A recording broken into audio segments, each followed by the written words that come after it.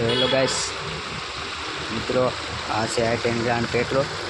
3 દિવસની અંદર 1.5 લીટર પાણી લીકેજ થાય છે. તો એ બહુ નોર્મલી ઝીણું લીકેજ છે, આપણે ગોતવાનું છે.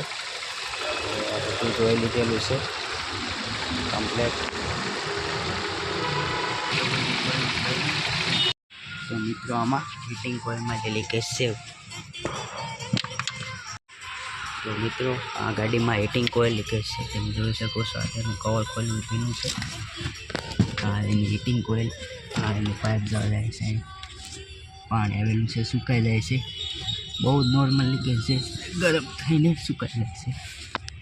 જો આ પાણી અહીંથી લીકેજ છે, તો આપણે હીટિંગ કોઇલ નાખવાની છે હવે.